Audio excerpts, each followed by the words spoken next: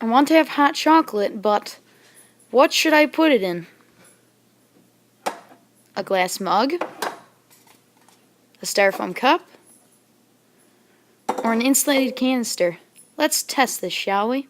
Because heat dissipation is the real question behind my experiment, my hypothesis is, if I want my hot chocolate to stay hottest the longest before it becomes room temperature, then I should drink my hot chocolate out of an insulated cup.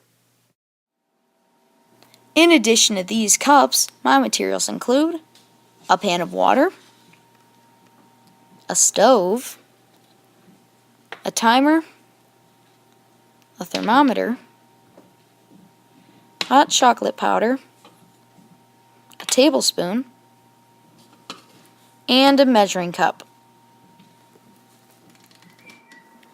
The setup of this experiment is first I'm going to put 1/2 cup of boiling water into each of the 3 cups. Next, I'm going to put 1 tablespoon of hot chocolate mix into each cup of boiling water and stir it. Finally, in 10-minute intervals, I'm going to start checking the temperatures of each vessel until it reaches room temperature or 7 degrees Fahrenheit.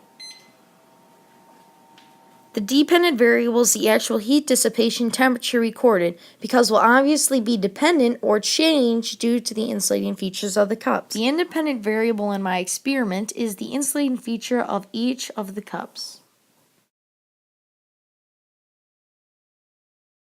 The constants are the 1 tablespoon of hot chocolate powder, the 1/2 cup of water, and the 10-minute interval checks. And the experimental group is the 3 cups. After measuring the temperatures, I recorded the data on these tables.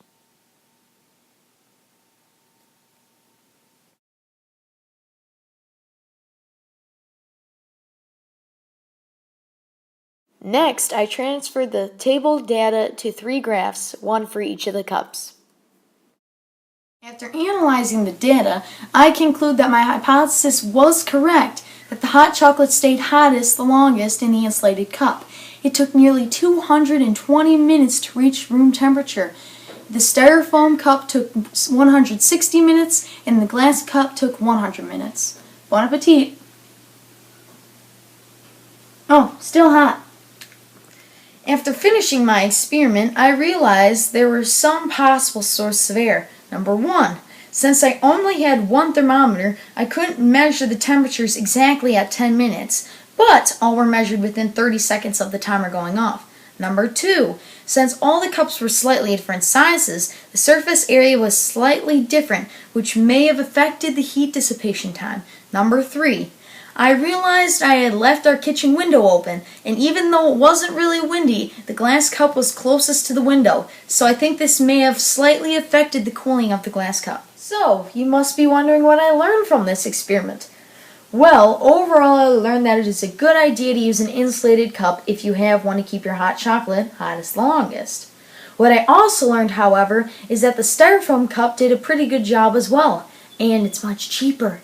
And if you use a glass cup, it will get cold really fast. Did I do good? Can I get a hug? Do no no no no no. Do no no no no no no no. No no no no no no. No no no no no no. No no no no no no.